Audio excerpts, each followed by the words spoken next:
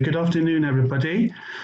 Welcome to this event dedicated to quite a new research. Marcia and I have both been undertaken over the autumn, dedicated to Corona and pop culture in French, Spanish, and Portuguese-speaking countries. So, warm welcome to you all.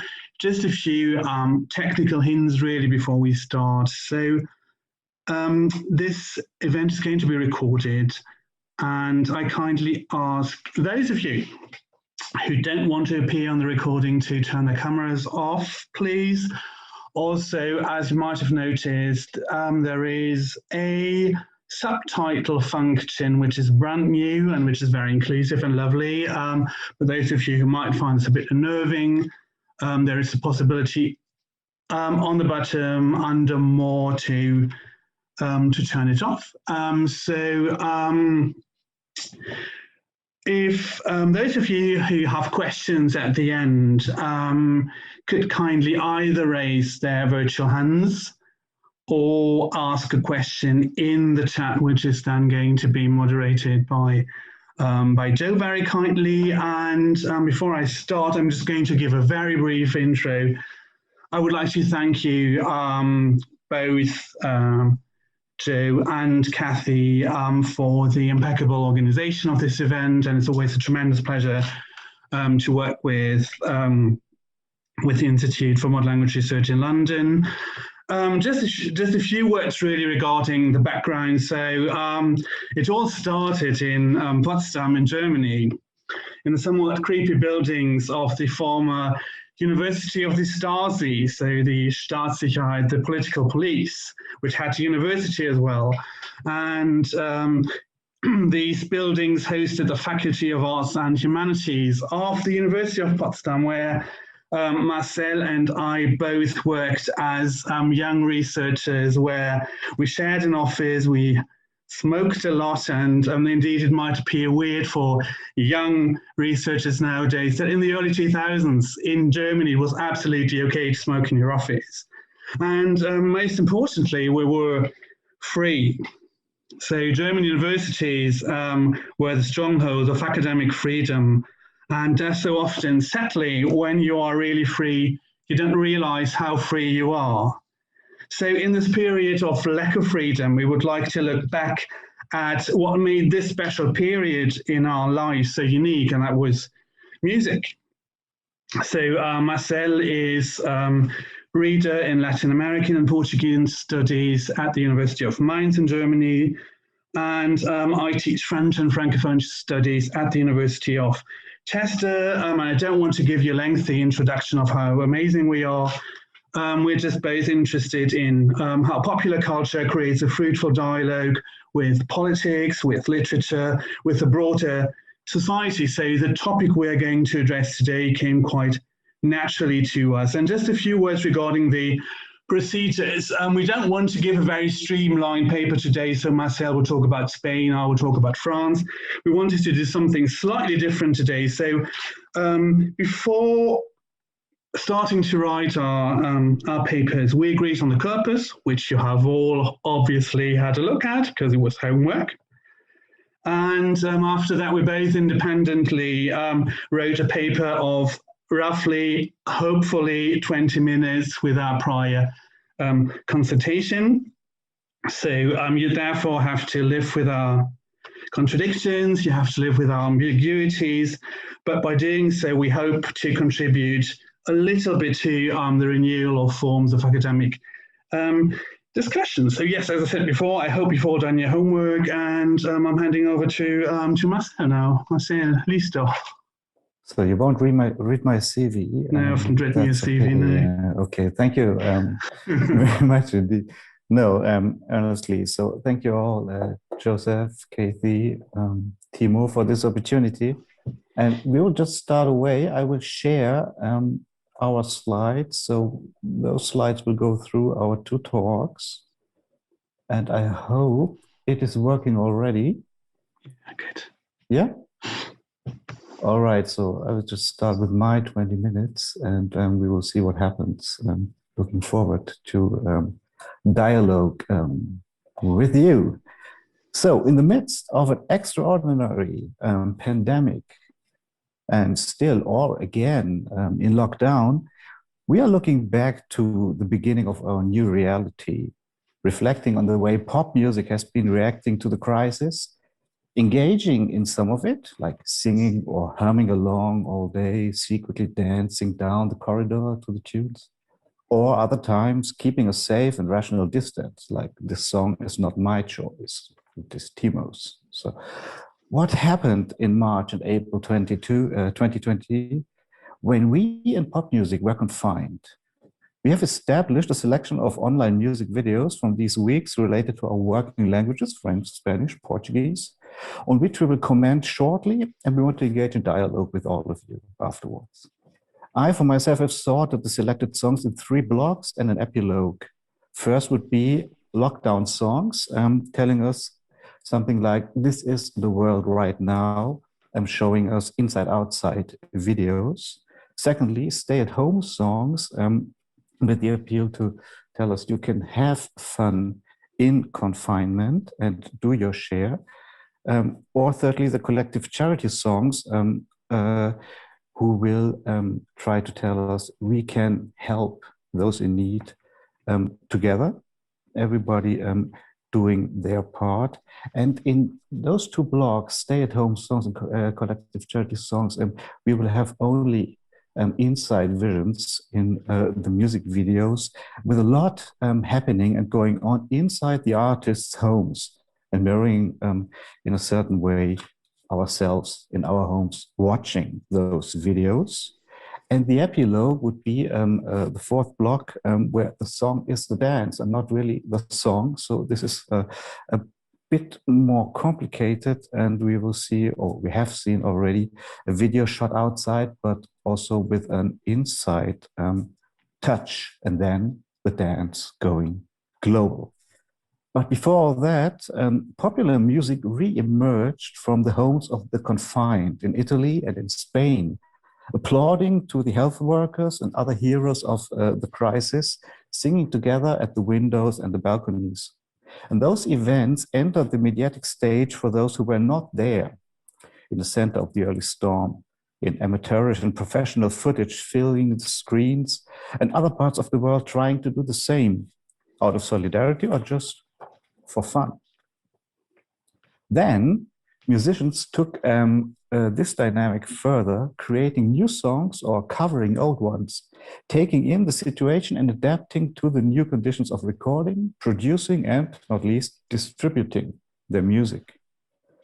In this crisis, streaming and sharing of music videos played a decisive role.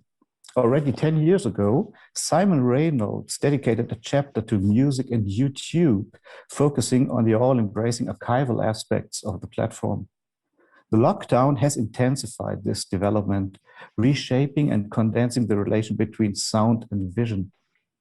In an analysis of this topic, which has been co-written in lockdown between Germany and Poland, our colleagues Martin Butler and Marek Jarzynski underline the new dimension of live streaming music events as a pandemic disocial, which is a quote, continuing the quote, or the emulation of the social through virtual forms of communication, end quote. And so we start looking at the videos of live in lockdown.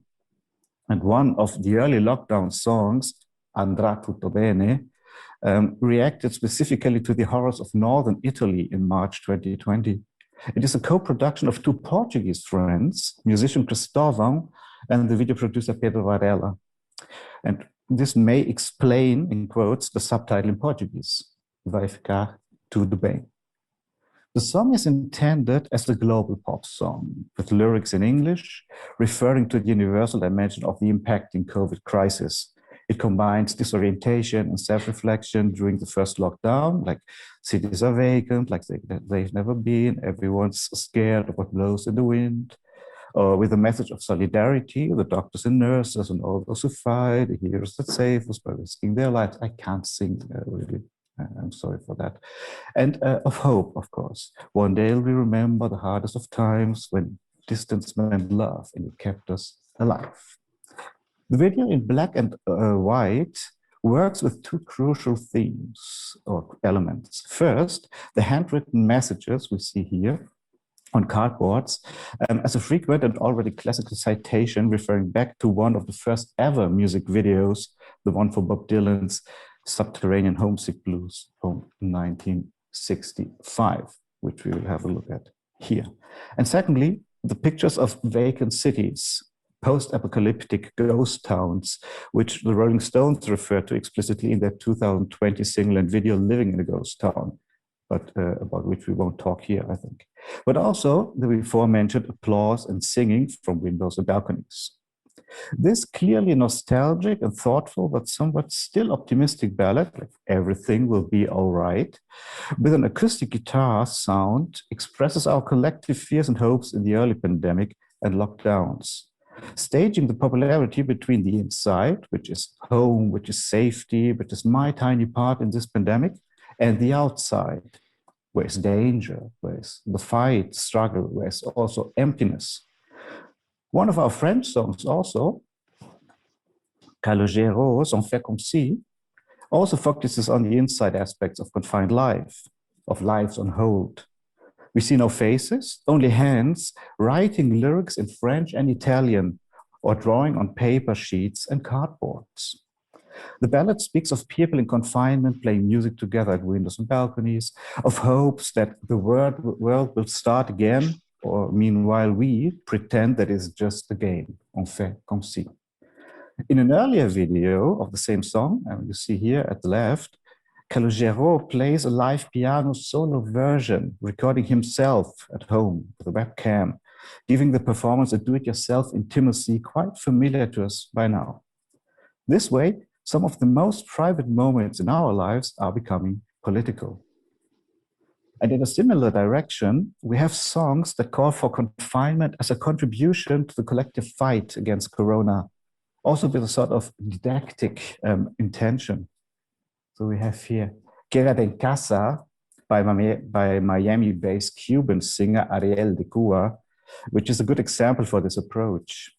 In his home studio, we see Ariel calling for self-confinement, rapping and singing to an urban bachata about the dangers of the virus. Like, ahí está el coronavirus, mira el italiano y chino, it's the Cuban accent without the S's. Si no toma medidas, estamos bien jodidos. Beg your pardon. Which tells us, so outside there is the coronavirus going wild. Now look at what Italians and the Chinese are living through. And if we don't take care, if we don't take measures, so it will all be quite bad for us. Also in the song, there are featured the measures, the possible measures against it, integrating them into his choreography. So he has the hand washing, he has the sneezing into his elbow, his armpit. And the song was later remixed with the Tina Fenya teenage singer Ariel music, another video, and also transformed into a Zumba or dance challenge, mostly via TikTok. The ways of participating in this one and sharing it also are possibilities of joining the cause and spreading the message while enjoying music and having fun. And a similar message comes with one of the first collective non-profit songs of our selection, which is Quédate en tu casa, an upbeat, feel-good song, in a sense quite representative of the strong tradition of ska in Spain, performed by 17 artists, asking people to stay at home, do their part in fighting the virus. No puedo esperar menos de ti, sé que tú esperas lo mismo de mí, quédate en casa. Meaning in English, something like, I won't or I can't expect less from you, and I know that you won't expect less from me, so let's stay at home and have as much fun as possible. The video shows the musicians fooling around in everyday life at home, singing in the shower, dancing naked on the sofa, playing with the kids or the pets, and suggesting unity to the audience and themselves. The song also promoted the YOMEQUEDOENCASA festival, which took place, in quotes, between 26th, 28th, and 28th of March via YouTube, with acoustic performances from home by the participating artists. You can see the links here on my screen. to the individual acoustic shows. Almost all of the live performances were recorded with mobile devices in selfie mode, giving the videos that characteristic distorted perspective mirroring of the images. The guitars all appear left-handed, if you look at it, and the low sound quality. This do-it-yourself effect generates a strong sensation of intimacy, of sitting in the artist's living room, listening to them, chatting and singing. We are watching and listening as their private space is being transformed into an open stage where they act for us and they also act with us. YOMEQUEDOENCASA represents a project where music business lives solidarity with itself, creating a collective voice in support of the individual artists. The next step in this approach are the collective charity songs, raising money to combat the virus or help the victims of the pandemic. And one of the most impacting ones so far, I think you all agree, has been Resistiré 2020, initiated by Spanish radio station Cadena 100 and featuring more than 30 artists, with all the revenues going to Caritas. The original song was a single in 1988 by Duo Dinámico, two elder men, which gained some cult status in terms of symbolizing universal and timeless anti-mainstream resistance when Pedro Almodóvar had Victoria Abril, Loles León, and Antonio Banderas singing along to it in a classic road movie style in his 1990 film Átame, Tie Me Up. And then, of course, Resistiré para seguir viviendo, soportaré los golpes y jamás me rendiré. Aunque los sueños se me rompan en pedazos, resistiré, resistiré. So whatever comes, what life may do, I will stand everything and I will resist. Not I will survive, but I will resist. This manifestation of the will to resist reappeared during the first wave and lockdown in Spain, and the song became one of the anthems being sung from the balconies and windows by the confined, from where it was just another step to forge this new global version by the end of March. Producer Pedro Adrian tells us that the recording was done in the artist's homes and that he even lent out a recording kit, a mobile recording kit with disinfecting instructions to those who lacked proper equipment. This specific effort underlines the general importance of handmade music in these songs instead of just using the computer. Be they acoustic or not, the music, with a rehumanizing effect in it. The original song was a somewhat naive disco tune moving towards 1980s mainstream pop, while the 2020 arrangement maintains the danceability and creates an upbeat tempo, modernizing the sound with a soulful brass section, which I like particularly well, rocking guitars and some flamenco flavor in the end. The video also features the participants at home, I think, no, don't have a screenshot here, while actually singing their part or doing a playback performance. Differently from Quédate en casa, Quédate en tu casa, the makeup and visual message of the song is more serious, a socially distanced collective performance articulated in post-production by cutting the shots and joining the images in split screens. There's great variety in the ways the artists appear in the video, from pajamas to loungewear to proper stage apparel. There's everything, using high-end microphones, home office headsets, or the inevitable earbuds. Sitting on the bed, dancing through the flat, standing in the home studio, being filmed by professional camera teams, or in selfie mode, holding their mobile phones. In any case, everybody making the music in a manner that brings them close to us, the observers. Song and video had an immediate impact, and the Spanish-speaking world took it in and adopted it, creating further versions of this cover. In the following weeks, there appeared new Resistirés, interestingly, with national tags, contradicting the overall transnational direction of what we hear and see in this context. So Resistiré Colombia, Resistiré. Peru, Bolivia, República Dominicana, Venezuela with a salsa version, and even America, which means Hispanic USA. The first remake, although, was Resistiré Mexico, which appeared about 3 weeks after the Spanish original, in quotes. It is also the most ambitious version with a sonic and visual production that goes well beyond the Resistiré 2020, the Spanish one, and quite over the top. The sound is massive, without dynamics or differentiation of the instrumental tracks. The arrangement reworks the brass section into, of course, mariachi style. Urban Latino receives the rapping moment, and by the end, we have an indigenous crossover taking the stage. When compared to the Spanish one, this video also shows interesting differences. Although it repeats the principle of every artist being shown individually, doing their part, as we can see here on the screen, the lockdown feeling is missing, at least in my view.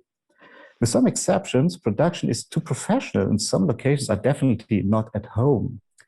And this is another side of pop music maybe, where authenticity is discarded and the message isn't necessarily what has been intended to transmit. So maybe a point we can discuss later on.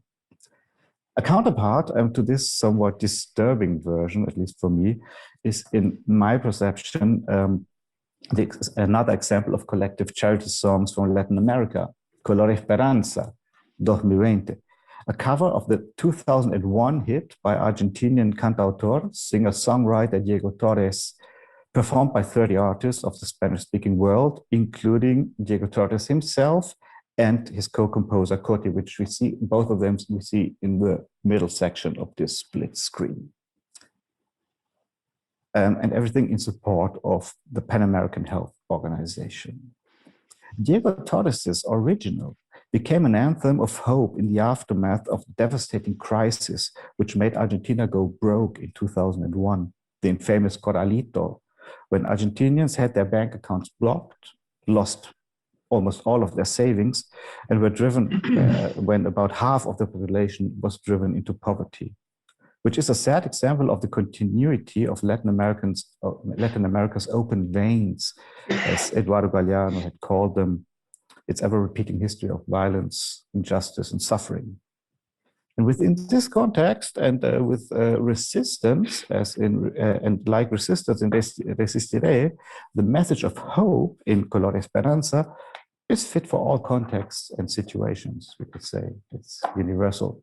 Saber que se puede, querer que se pueda, which is one of my favorite lines, to know that we can, to know, to hope that, or to want to hope that we can. Quitarnos los miedos, dejarlos afuera, leave all the fear behind. Pintarse la cara, color esperanza, and paint your face with the color of hope to go towards the future.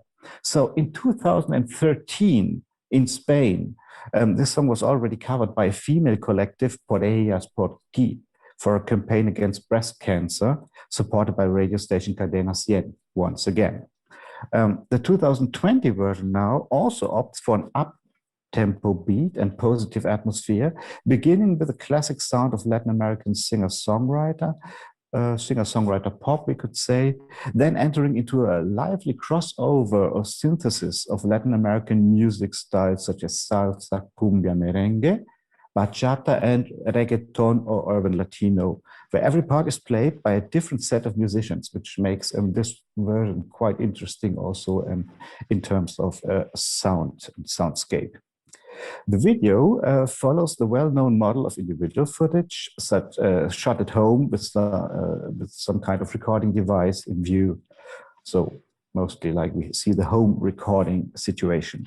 The quality and staging are closer to what we see in the Resistiré 2020 from Spain, also like this first one, more down to earth.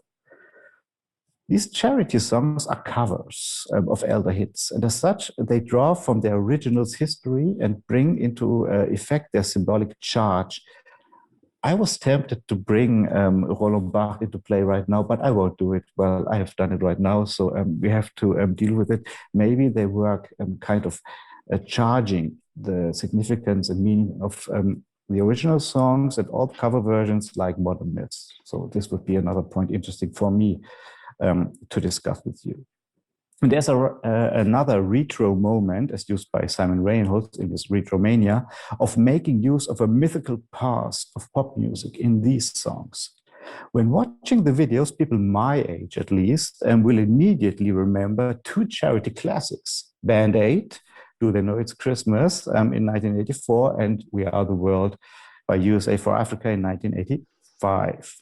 In those video clips, this one is, I would skip it. In those video clips, we see the participating stars arriving and recording at the studio, chatting and laughing during the sessions, singing and playing their parts. And in the end, the great gathering of the choir with selected close captures, as we see on the screen here. Of course, there are some major differences in the visuals when comparing to the present videos. The 1980s videos show the snippets of studio footage, switching from line to line during the chorus. And in the lockdown videos from today, the same switching of images gains further dynamics through the use of the split screen or the Zoom-inspired mosaic that is so characteristic of our times, like we are being in one, within one of them right now, and replaces the final choir, which is physically impossible in lockdown. Already coming to an end, because the song and phenomenon that escapes all the commented schemes is JERUSALEMA, a South African song from 2019 already, performed by DJ Master KG and singer Nonsembo Sikode, in which in February 2020 inspired an Angolan dance group in lockdown to stage a choreography while having lunch in their Luanda backyard. This dance challenge proposed by the video in social media was accepted globally, the Lusophone world serving as a direct bridge to both Portugal and Europe and Brazil, which is South America. We are dealing here with a new dynamic of circulation in the context of pop music. The origins and success of the JERUSALEMA dance challenge point in a direction where the syncopated steps of a kuduro and Afrobeat-inspired Angolan line dance on the one hand, carry the historical heritage of slavery in the Black Atlantic within the context of transcultural creolization, an analogy to the open veins of Latin America. And on the other hand, simply bring joy to a global audience, picking up the choreography and moving collectively. As Ananya Kavia, from King's College London, comments on this particular Allegro politics, as she calls it, of music and dance as a way of resistance, which is an interesting point indeed. She describes in an article about this phenomenon. Well, people globally sharing and doing the dance moves enact a new form of participation in pop music's way of circulating and signifying. In the lockdown songs, we see many images of health workers, police, or firefighters in action, being referenced and thanked. Here, where they take the stage themselves, give their gratitude and hope back to society in a somewhat higher order of holding cardboard stating, "Thank you for staying home for us," which we saw in the early videos of the lockdown. Which is an interesting point because just these days, Warner Music Germany is sending out letters to all the institutions who shared one of the dance challenges. Demanding some payment of royalties for the use of the song, which complicates further a bit more this whole element, which, well, it was quite too soon or on short notice not to elaborate some interesting thoughts on that. But I started thinking, yes, of course, it's an interesting circle we are seeing right now, where everybody says, yeah, just share and live solidarity. And in the end, we have the commercial side of pop music once again popping up.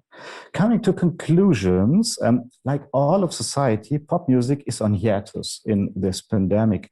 The songs and the videos of the first months are intended to engage in this critical moment, to react to the crisis and do their share. They transmit a spirit of endurance until the situation changes. Maybe they even become obsolete when the pandemic ends. All in all, these songs and videos are packed with cliché in their messages, arrangements, their visuals. But maybe in these times, clichés are necessary and even creative. Because what is missing, what is being impossible right now, are such basic actions like singing and playing music together, jamming among friends, or attending live concerts in any venue. And pop music, articulated through streaming videos, may be capable of restoring some kind of community and unity, providing consolation and energy, as Butler and Jasinski state in their paper, a new form of sitting around the digital campfire.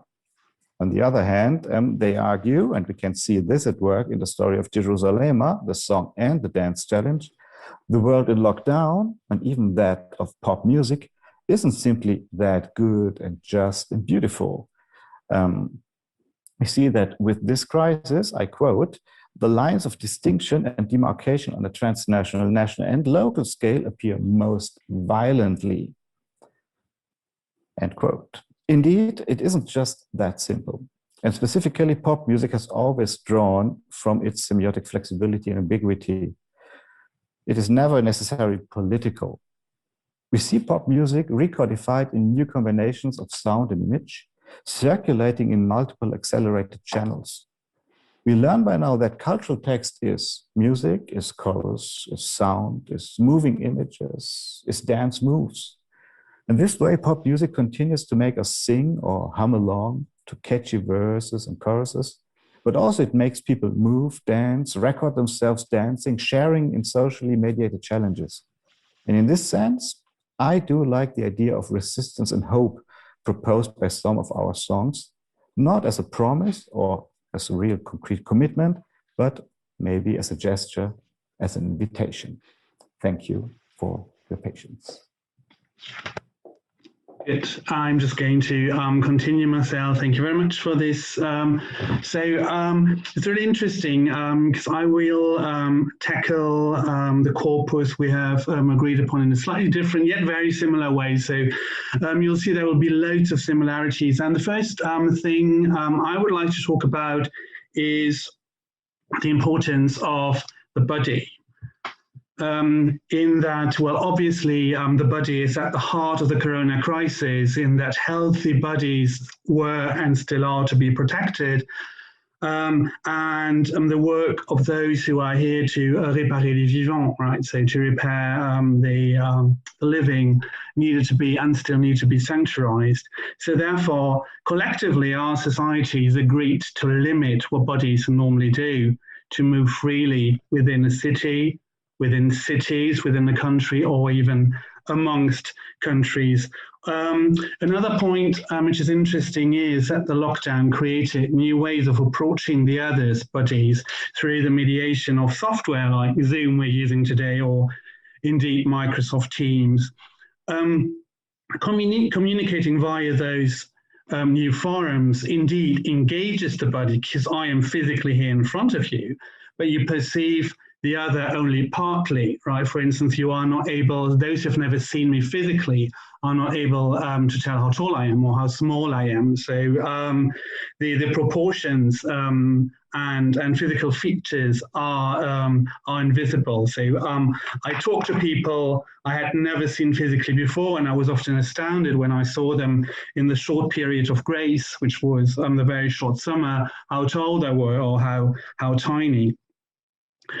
One thing you have already addressed, and that is that the lockdown and the use of this new software has indeed altered very deeply the grammar of the stereotypical, say, spontaneous charity video, somewhat hastily produced. So, well, if you think about "We Are the Word, We Are the Children," or the French-speaking Lord, "Pour toi, Arménie," the song for Beirut from the 80s, you know, they were all standing there with their headphones in the studio, living the dream, big gestures. And this has deeply changed, because now we see them in their places, in their houses, in their flats, on a screen which is divided into several rectangles, and this like new rectangular aesthetics can be actually identified in numerous videos we are going to talk about. This new way of communication is also blurring the limits between the private and the public. Before Zoom, the software, we did not see the celebrities' places, for instance. We did often not see places lecturers or colleagues lived in, and now those places are at least partly revealed to us. So we have a partial insight into the dwellings of lecturers, and we also have an insight into the lavish houses of celebrities. And this, this blurring between the inside and the outside has led to the hashtag Guillotine 2020, when stars taking a bit the posture of, oh, let's win this together, were indeed were reproached of not taking this seriously, of using their class privilege, and of kind of using their elite position and not engaging with the pandemic properly from their luxurious places. And this is due to the fact that the private body and the public body, at least partially, have become one during the pandemic, and have become one due to the new software we all using. When we talk about the body, we also talk about access to our national health systems. We're talking about unequal opportunities and access to health systems. So under the influence of neoliberalism, most countries in the Western world have reduced the beds in hospital available, have reduced the amount of nurses working in hospital. The quality of our health service has often decreased under the reign of managerialism.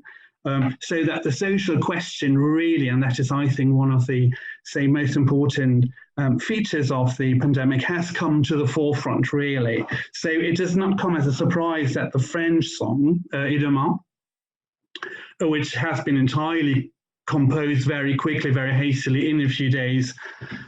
Here you see a screenshot from the video, is clearly focusing on the kind of problematic situation of the French health system. So I quote, "Il a fallu qu'on arrive là pour les remercier, ces héros du quotidien qui sont comptés, sacrifient leur vie au nom de notre santé, ces mêmes qui criaient dans la rue, venez nous aider." So it needed to come to this, to the pandemic, to say thank you to the heroes of the everyday who, without counting, sacrificed their lives for our health, the same who some time ago shouted on the streets, "Come and help us." Because just before the lockdown in France, nurses and doctors went on strike to protest against the very dire conditions under which they are working in the French health system. Interestingly enough, the system is so dire that they didn't even go on strike properly. They just said they were on strike without actually being on strike, so they can continue working saying they were on strike because they just couldn't afford, for the sake of their patients, to go on a proper strike. So this French song is clearly a thank you to a health system under particular pressure, and a thank you from those having safe bodies. Interestingly enough, it's one of the contradictions that many of those who were singing in this video are reuniting something like, I think, roughly, I think 150 French artists, but I might be wrong, do not necessarily pay their taxes in France, right? So taxes which are then funding, obviously, the public health system. So that is also one of the, contradictions of charity and charity songs in a globalized world. So this dynamic between the inside and the outside, which I found fascinating, can be found in the Spanish song, the Latin American song, Color Esperanza, right, which Marcel mentioned. And I also think, well, on top of the emotional charge you mentioned, it clearly refers to this new form of interiority, exteriority, which the pandemic has created. Think of lines like "Las ventanas se pueden abrir," windows can be opened, "cambiar del aire depende de ti," so changing air depends on you, and ultimately "la tristeza algún día se irá," So the sadness one day will go is stage, unfortunately, we haven't quite reached yet. So gardens and balconies have gained an entirely new importance. This is also reflected in La Tendresse, right? Or on the balconies of YOMEQUEDOENCASA, the Spanish version, right? Where we see Sofia Ayer, who takes her cats to the balcony saying, "Mira mis vecinos cuando salen al balcón." So look at my neighbors when they go out on their balconies. For us continental people, the balcony is indeed a crucial part of our identity, and I think this is also something we have realized in the pandemic, in that it allows to be by ourselves and at the same time engaging with others. I remember, this is not a pandemic-related event, but I remember having spoken to neighbors via my balcony for an entire summer until I eventually invited them to my place for an aperitif. And it is from our balconies that every single night during this spring of 2020, people applauded the key workers and those facing the virus in the respective health systems. So it was a bit of the outside world people had access to under the particularly severe lockdown regimes in France, Spain, and Italy, with police being everywhere, with the army being everywhere. So I think it's difficult if you spend a lockdown in other countries to understand how severe the conditions were in France and Spain, in Italy, where you had to download a paperwork virtually allowing you to go out, do your shopping, or to go out an hour per day to do some exercise. So the balcony in this, say, glorious yet bitter enchanted April has become our window to the world. When it comes to the dynamic of the outside and the inside, so I think La Tendresse, an old tune by Bourvil, from 1961, which became a hit thanks to Marie Laforêt a year later in 1962, has been a particular video clip, for me at least, and that bears witness to the opportunities of the new communication technology bringing people together, people who are spread throughout the country in different places.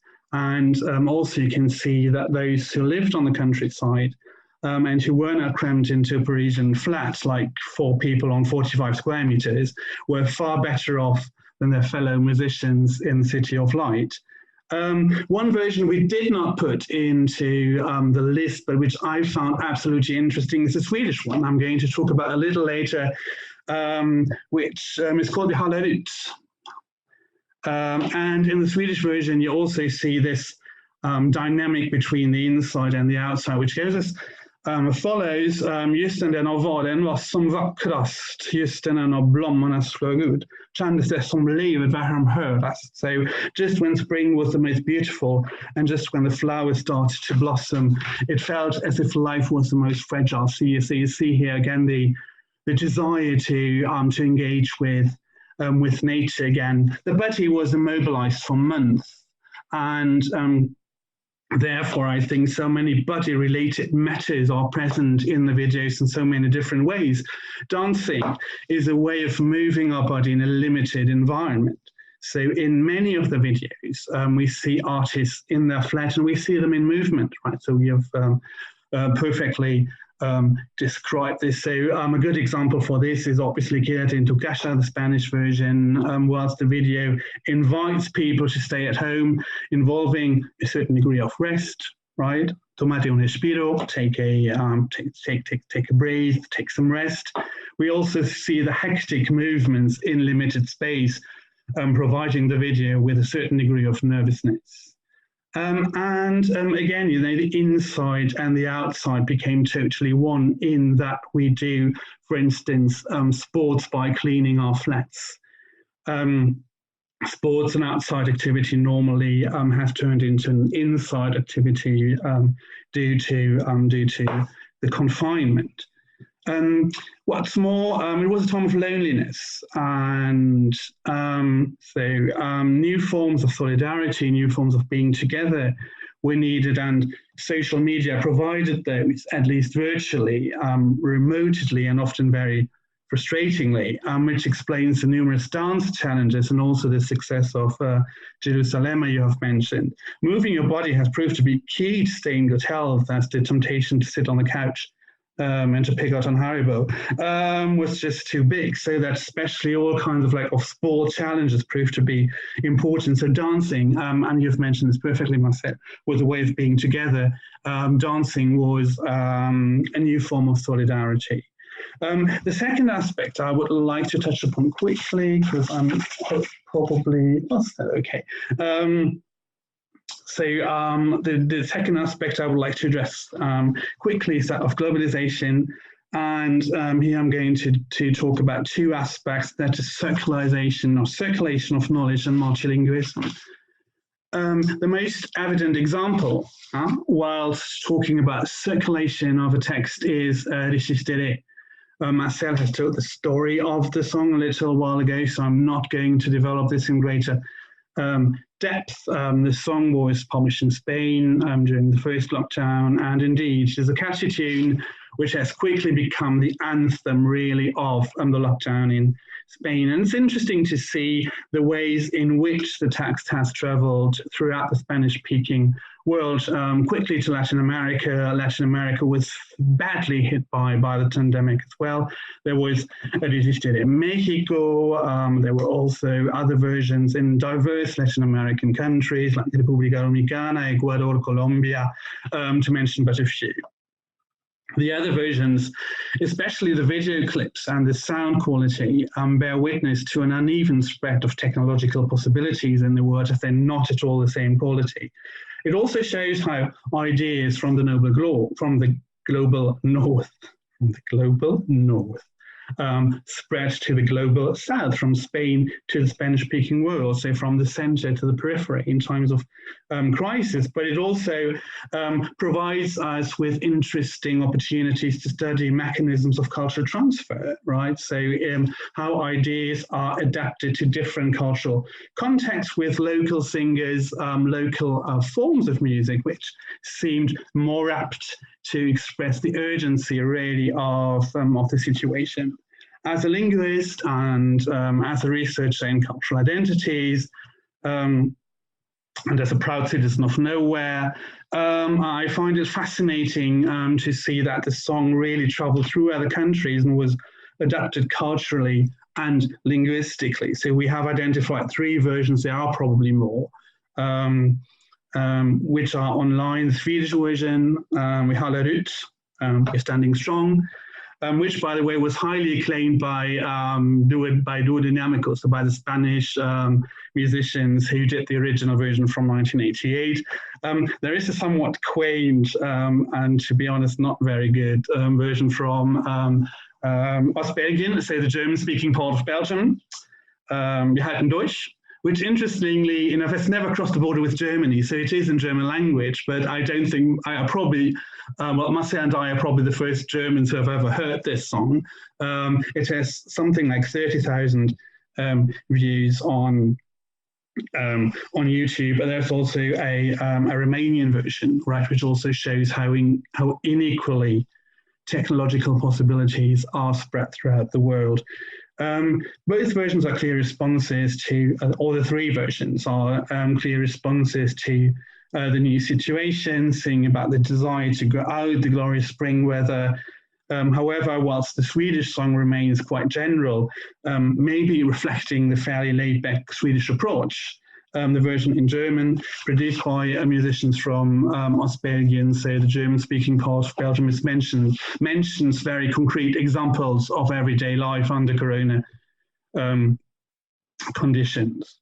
So the link between identity and the link to identify and the question, what do we identify with, can also be found in the Latin American tune, the remake of Esperanza. So there's one thing which I found particularly interesting in the announcement, so in the short 30-second announcement made by Lali, singer from Argentina, in which she mentions the importance of this song in nuestra cultura latinoamericana.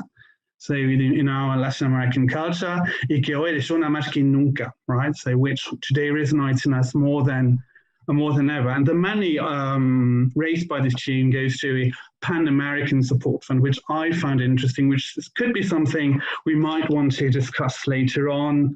I wonder if it's not maybe something like the renaissance of Pan-Americanism, like the Pan-American project, which was held here by Che Guevara, for instance. It seems worth mentioning that in many songs we do have an aesthetics really of multilingualism, and I found it interesting to see the role the Italian language played, right, Andato bene, right, as you have mentioned it, particularly in the song by Calogero, the French-Italian singer. He is of Italian origin, by the way. His parents are from Sicily. The song is sung in French, but on the little signs it's writing, referring to obviously in style aesthetics we do have since the 60s and since the Rolling Stones. We do have like these little bits which are written in Italian. Un uomo canta su un balcone, right? So a man is singing on a balcony. We do have the balcony here again. Anche per parlare di nulla, la natura del cielo, so also to talk about nothing, the blue of the sky.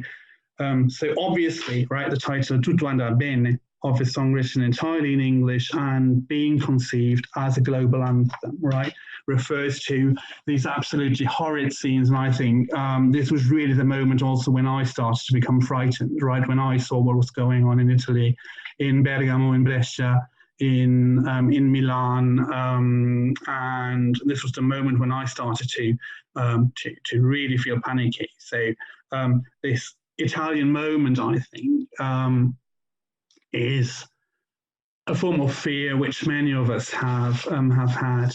Another thing, just very briefly, with the exception of Demain, Tutto andrà bene, the songs are taken from the musical canon, right, of their respective countries. So there is a pre-existing emotional charge, which I think is super important. And I've been thinking about Roland Barthes as well. I've been thinking about mythologies, for instance, right? So, and I wonder if there is not potential maybe for further inquiry. It's a global phenomenon, really, that the canon was in a certain fashion reactualized. I found a video also, we don't have the time to talk about this, but I found it interesting, from Chile, right? Where songs like Gracias a la Vida, also having a very heavy emotional charge for Chileans, were recorded as a charity for the particularly vulnerable and particularly precarious health system.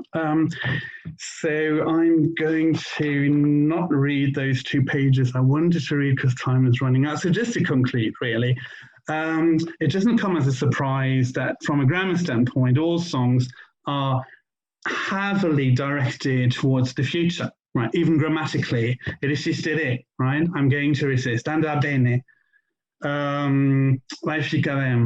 So they entail a strong optimistic undertone. Things will be fine in the future.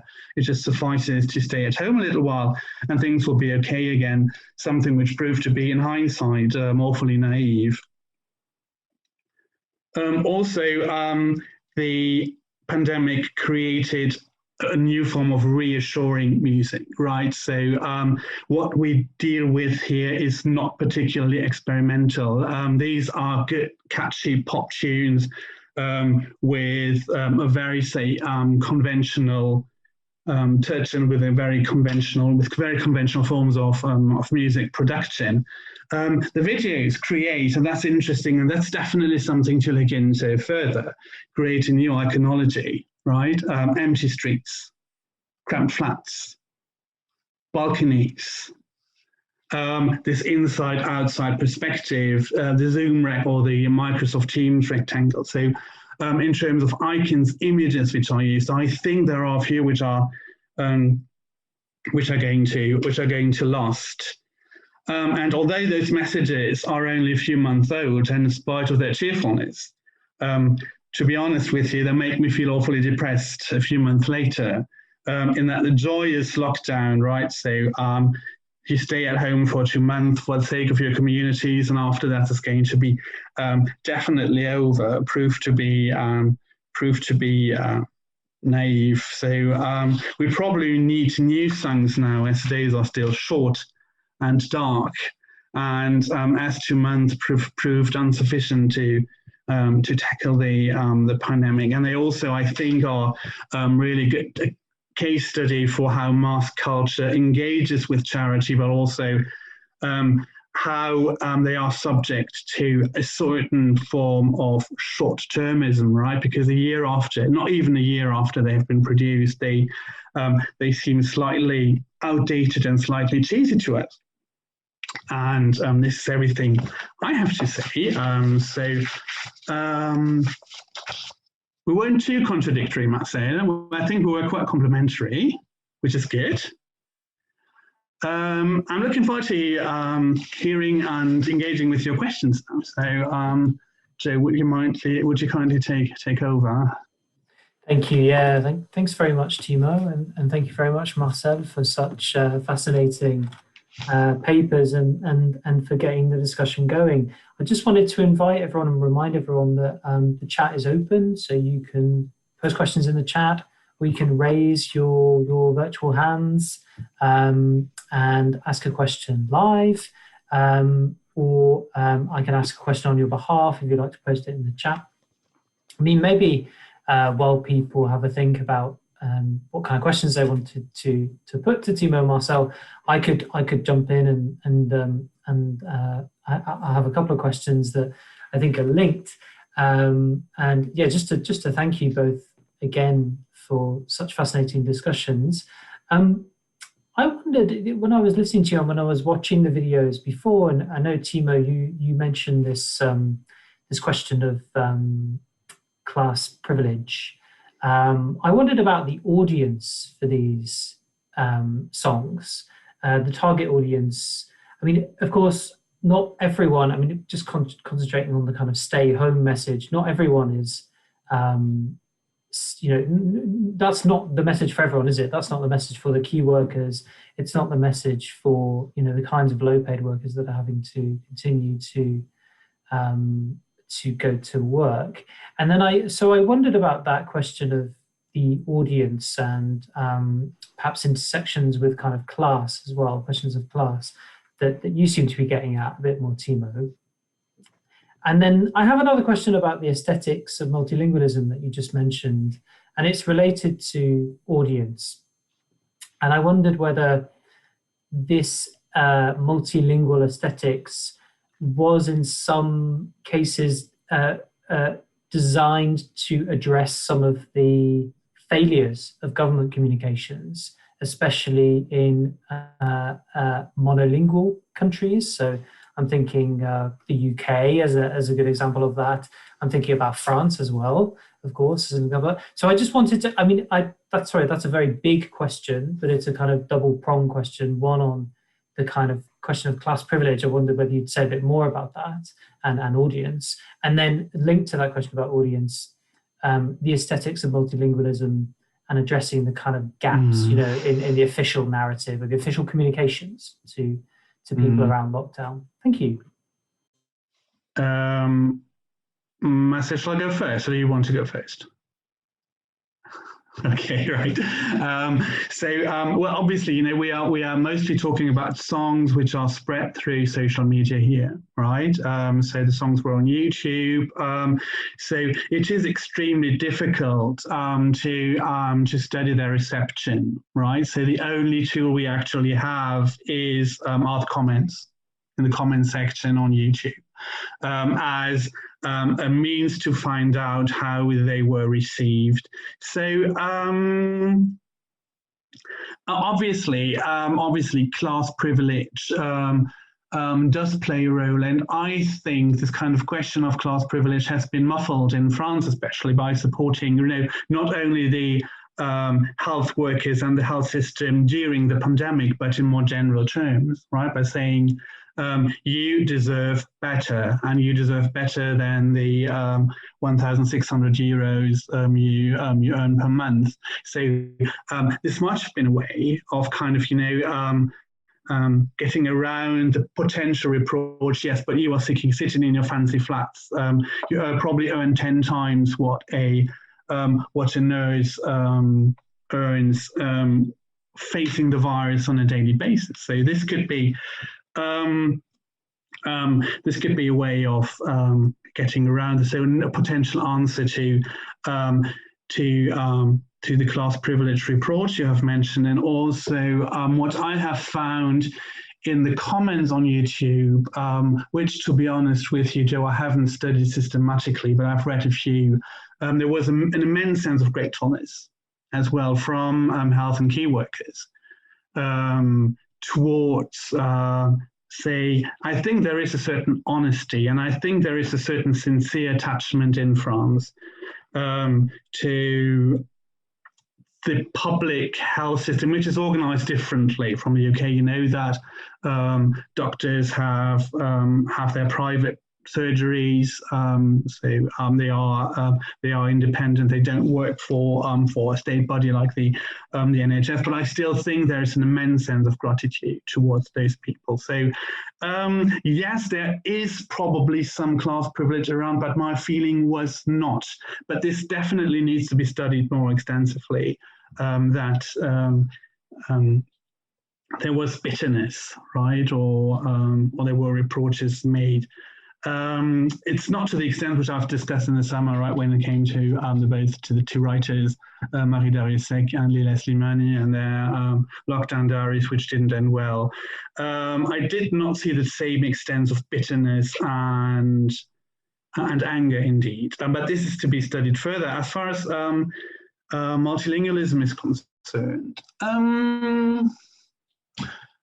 well, obviously, I think countries who have maybe a more natural way of engaging with foreign languages in the pandemic were in a position of advantage. And I know that in France, for instance, the Italian community and the Italian-speaking community played a massive role, right, in telling people, listen, this happens in Italy, and it's going to arrive in France, and we need to be careful. The same for Germany, where we do have quite a substantial Italian community. It is also, I think, rather than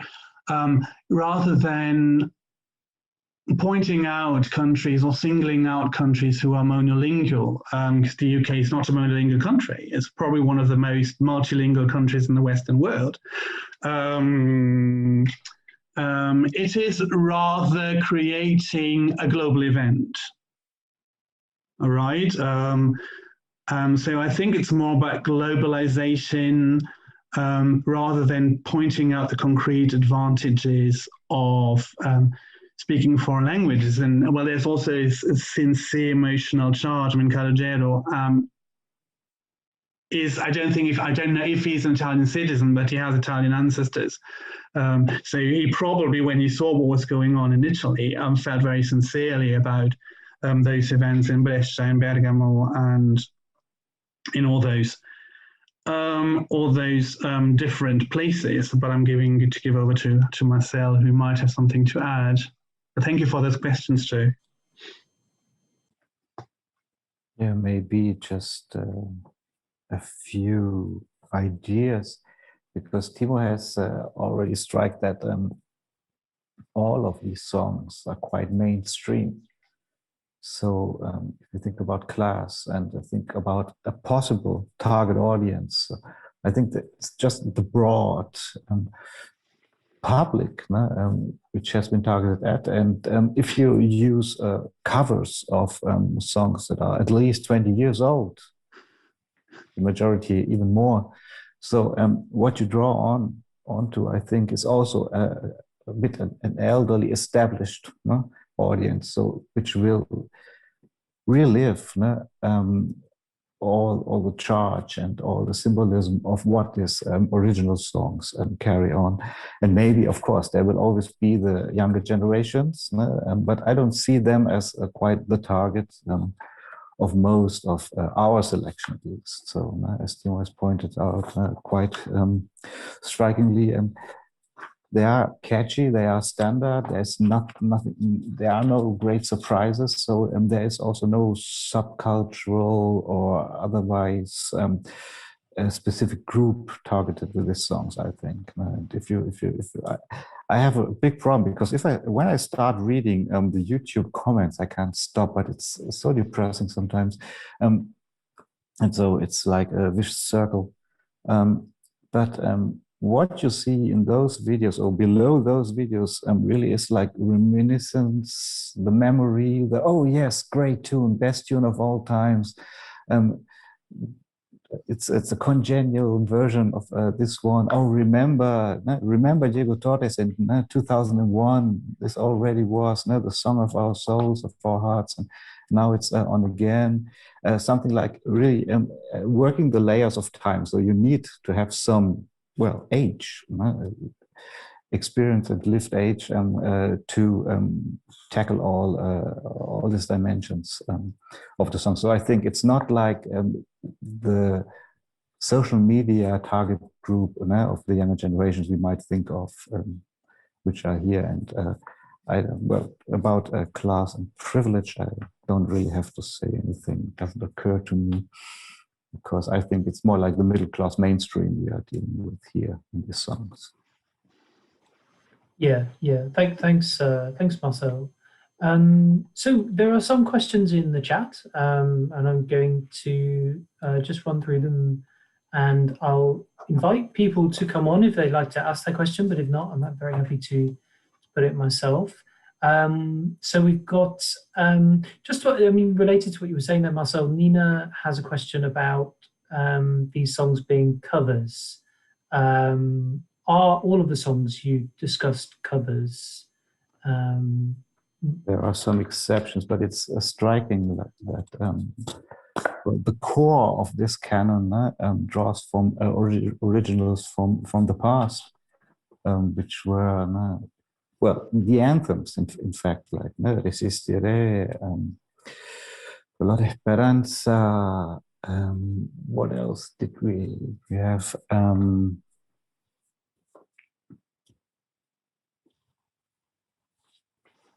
My short-term memory is failing me right now.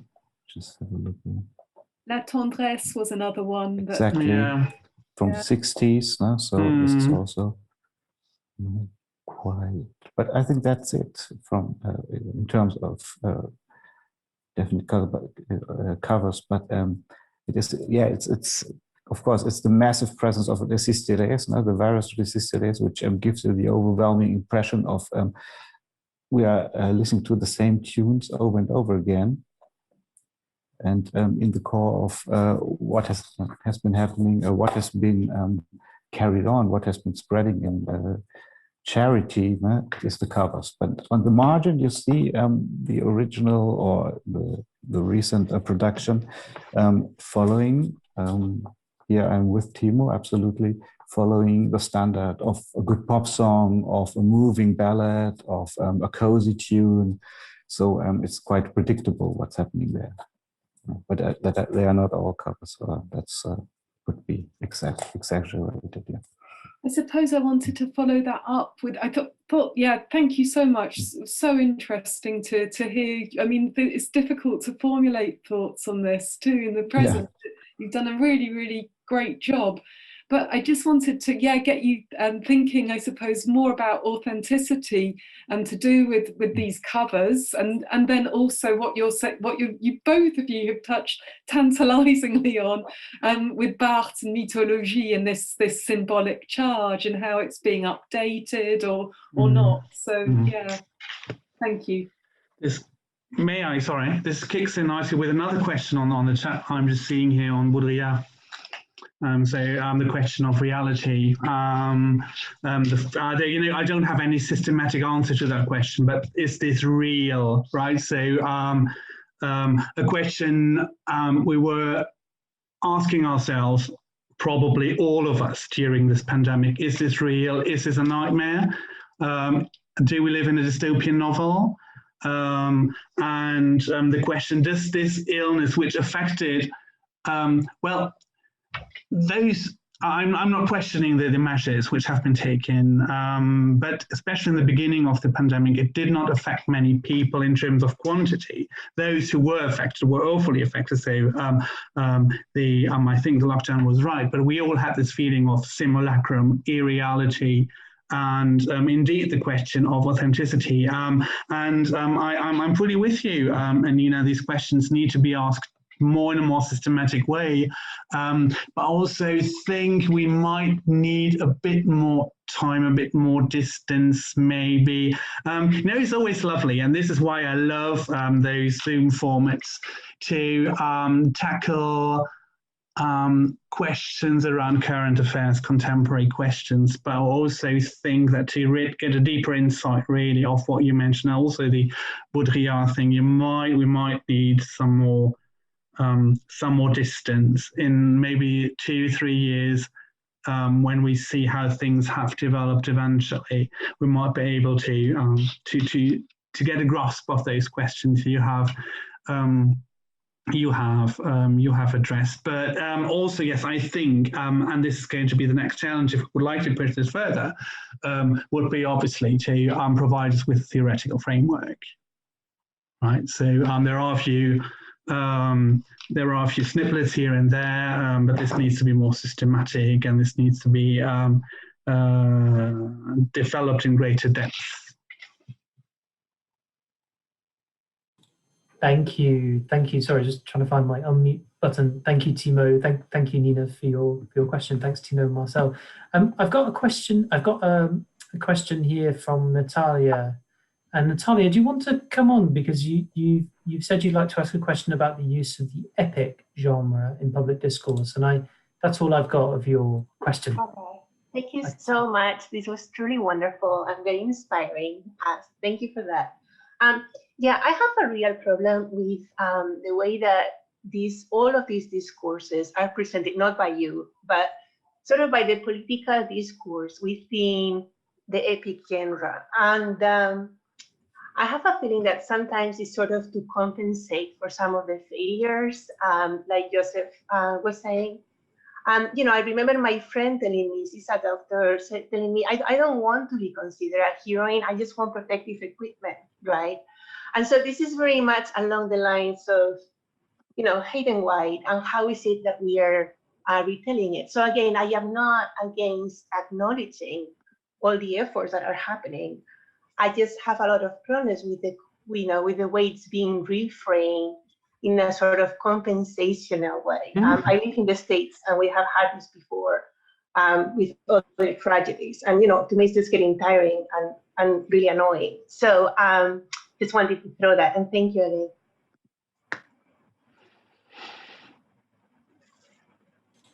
Did you want to begin, Timo, or Marcel? Sorry. Marcel. Yeah, so I should go first. Yeah. So I'm still with you, Natalia. I think this came through in some moments of my comments, because I'm also quite suspicious of this mainstream feel-good pop songs, indeed compensating for everything that's happening outside. It's again like in the outside world, there is a horrible story going on, but we will just have some good minutes. Indeed, singing along, dancing along, and also thanking everyone, doing charity. And we can, this is one of the points I have already in my notes, because it's all the history of charity in pop music, with all this ambiguity. So you go back to Live Aid, and you go back to Sir Bob Geldof and all the discussion around him, like he is now he is the white English knight helping poor African people who are starving to death, and we are back to class and privilege. And of course, there is this ambiguity and this problem with all what you can sort with or denominate with the mainstream aspect in this in these pop songs. And an interesting moment would be, or for me at least, it's kind of a hint I would like to follow later on, is really the history of the song. So if you go to Resistiré, it's quite, as I said, now the original is, it really is more like a desperate, not being loved song, also some kind of travesty within the pop genre of the 80s. And what Almodóvar made about it was also turning it into an outsider song, but the outsiders are not the good guys. Well, they are anti-heroes, so it's also problematic. You can't go with Antonio Banderas in this movie because he is a kidnapper. He's tying up, he's keeping the woman he thinks he should love, all this, which is on one side quite extreme and hilarious and ridiculous, but on the other side it's highly problematic, and this is the genius of Almodóvar. And then you have Resistiré in 2020, and this is really just like, we will get through this, all positive in the message. On the other hand, when I am dealing with all the versions of the color Esperanza, what I see is quite more complex. So because really, of course, it was a singer-songwriter pop song in its beginning in 2001, but it created a history within the limits of pop music. But to draw on this history, and I think you can see some hints of this in a quite differentiated production in musical terms, giving really an appropriate voice to the different participants. So this is another question where I see it is not that ambiguous, it's not that feel-good coziness, and it's more like facing reality. But of course, there are differentiations. It's highly fascinating how this all is working, and I think that there are other songs we didn't include in our selection, our canon, also covers within the Spanish context, and all of them in the video showing the hospitals collapsing and driving us to tears, and we have to have a critical look at it. If it's just like the compensation for what we didn't do and won't do for really creating a better health system, or is it really a critique of the system from its margins? Just in a similar vein, I'm more specializing in French studies. So I agree with Marcel in that Resistiré, and there is another song which is fully pop, which is, I think, very, very disturbing, by Sofía Ayer and Álvaro Soler, Bailar a Casa, which is really idyllic. I have a problem with that. And when you talk about the compensation effect you mentioned, I'm working on a history through France via pop songs at the minute. And what's interesting is that those charity songs actually kicked in after 1983, right, when the French government decided austerity. So there clearly is a compensational effect, because you can actually prevent all this, and you don't have to live in a country with food banks. It's not a fatality. If there is a consensus as a society that we want to pay taxes, we want everybody to pay taxes, and we want those taxes to fund a proper health system accessible to everybody. And this is where I do have a problem with this, because the result, it's not only the virus which has actually brought our health system to collapse. It's also years and years and years of cuts. This is where things are a bit problematic. And if we agreed as a society that we do want a fully funded health system, and we don't want tax evasion, and we don't want tax havens to exist, then we need to take action. There is a story underneath the pandemic. And this narrative, you know, we're in this together, is hiding something else. And this is the neoliberal ideology, which has been at work since the 80s and which has destroyed so much of what used to function beforehand. Thank you, Natalia. Thank you. Thanks for your question, Natalia, and thanks, Marcel, Timo. I'm just looking down the chat. There are quite a few questions coming in, so I'll try and get through as many as possible. There's a question here, Timo, Marcel, about referring to Spain as the center and Latin America as peripheral. I don't know if you wanted to address that. Timo, Marcel? Well, I might be wrong, but I was just talking about wealth here. And some post-colonial, you know, power relationships which are still at work roughly 210 years after the independence of the Latin American countries. So it was really about, you know, post-colonial relationships, differences in wealth. I might have used a term which was maybe slightly unfortunate, but this is what I was talking about, Spain, which in a way still considers herself in a way as the center of the Spanish-speaking world, which is not the case, but this is an interesting case of where, you know, it did travel from Spain further on to Latin America. And it's interesting also to see how many videos just followed the Spanish gestures, right? I don't know if you have noticed that there were men talking first. No, the women were singing first. And after that, the men, so there was like some kind of gender segregation at work, which I found a bit disturbing as well. It might have been for grammatical reasons. Because of like the erguido, erguida frente a todo, for instance, it wouldn't have worked in a duo. So this was what I meant, but the term could have been a bit inappropriate. I don't know, maybe. Marcel, what do you think? We are back to power. It's of course in this really post-colonial setting, you have to deal with discursive power, and what I'm having to tell my students in class when we are doing translations with Spanish is that the guardians of the Spanish language are the Royal Academy in Spain, is the Royal Academy in Spain. So this is the one of the best examples to show you that even all of Latin America has in some way gained its independence. There is still this dynamics of power at work, which draws from the former empire and the empire relations with it. And it's also interesting to have a look at it.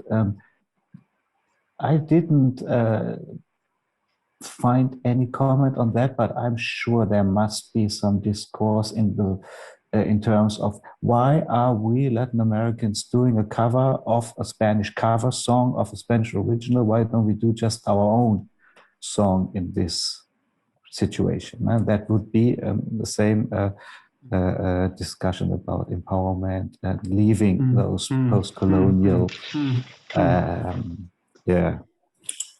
complexes behind. This is why I found Esperanza interesting. Yeah, because it was not. It was a tune in Spain. It was not a massive tune. The massive hit it was in Latin America. So in terms of power relationships, I think it's a bit different here. Exactly. Therefore, its history is quite different, because it's set within the American historical context. And as for these questions of mainstream and power and compensation, I just remembered because when we went surfing for other songs and discovering what else has been done, I stumbled on a series of songs about Madrid suffering in the pandemic, also the hospitals collapsing, and there were indeed I think it was a series of 3 cover versions of the same song by Fernando Sabina, and also an 80s tune about Madrid, which originally has been more at the margins of social mainstream, but now went into or was turned into 3 mainstream versions, like all tear driving. Let's think about Madrid and how it's all going bad. And all sponsored by also the municipal government of Madrid. Yeah. So you see exactly what's going on. It's not indoctrination, but it's a form of marketing and of image working. On the other hand, and I confess, well, there are too many people listening and watching right now, but I have to confess, when I stumbled upon the new version of Celtas Cortos, so for me it was just the moment of covers and the mythologies in a Barthian sense. When you remember your own history with this Spanish underground band doing a cover of themselves in a collective version in a song which doesn't sell any feel-good attitude, and it's only the nostalgia of time passing, things passing, and life being short and fragile. And this is the moment where I see, yes, of course, when it stays within, or when it gets turned into something which is not the mainstream, then we can begin of seeing in pop music really something productive and maybe subversive, critical. And the other versions are quite evidently part of a narrative which just tells us to keep going on. This all will be over soon, and then everything will be as well as it was before, which also is not that exactly true. Thank you, Marcel. I mean, I can see you've addressed the question in the chat there about the use of popular culture, popular music, or social media as a form of indoctrination, and I can see that coming out in your response there. There was a question that I wanted to pick up on, if I may, which is the first part of the question, or the Baudrillard question, which was actually about whether the videos you've analysed from the first lockdown, or whether you've noted, so presumably they were all from the first lockdown, is that right? And then the question is, have you noticed any changes with these later waves of the pandemic? Well, they are mostly, anthems of the first pandemic. So I think they are reflections. They refer to a particular mindset of the Western world across borders, by the way, during the first pandemic. It was new. And the weather was glorious. We were tired. So we all were, in a way, I have to confess, Marcel has made his confession, I'm going to yes, I was tired, and I was not angry at the prospect of having to stay at home for a certain amount of time and being able to recuperate from all the tiredness I had accumulated over the years. So there was and this is why it is so weird and so peculiar. See, something dreadful happened, which affected a minority of people, but for many of us, and I guess it's the majority of us, it has been actually perceived as a period of almost enchantment. And this dynamics between, awful things are happening outside. For now, they don't affect us. We are staying inside.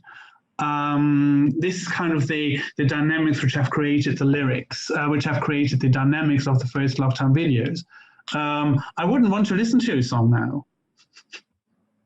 They're going on my nerves. Well, obviously, I've listened too much because I've been preparing for this talk, but they don't reflect at all, I think, the collective or even the individual mindset of the second lockdown, where there is just no perspective, there is no prospect. We don't know what's going on.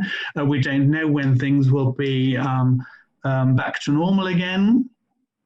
So I think this pop culture really reflects a very short, clearly determined period of time, roughly 15th of March till 15th of April. And I don't think a band would dare now just to do another lockdown anthem. The lockdown anthem has been written by Morrissey and it's called Every Day's Like Sunday. This is exactly I think the mood we're we're all in at the minute. I don't know how you feel about it, Marcel.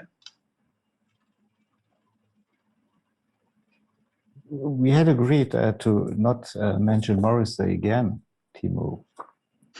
We had detached from Morrissey. No, we have never. No, we will never manage. Never, never. No, he will always be our hero. So what can we do?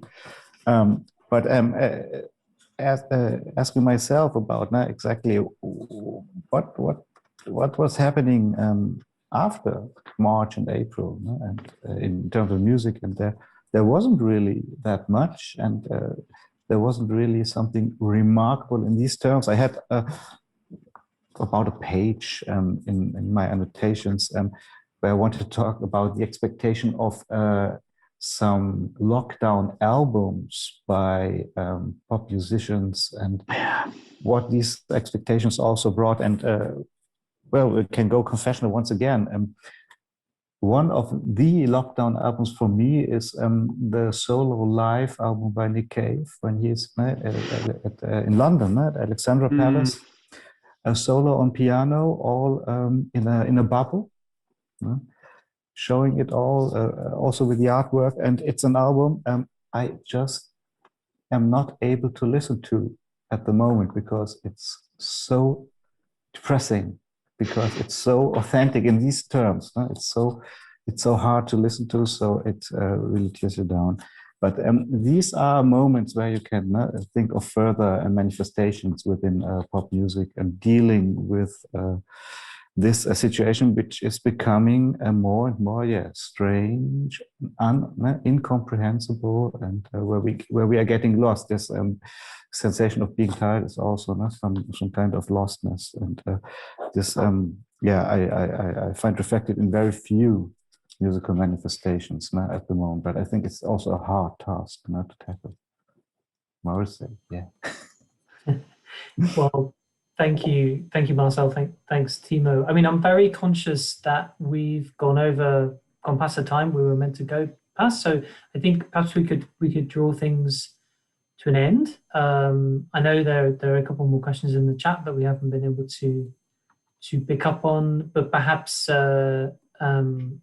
Timo and Marcel, if there were any kind of lingering questions, people can get in touch with you individually. Of course, anytime, and take that up with you. But thank you for such a fascinating set of presentations and for really getting the discussion going about this, which I think is an important discussion, that we need to have and develop in the future. So very much looking forward to kind of seeing how this develops. So thank you.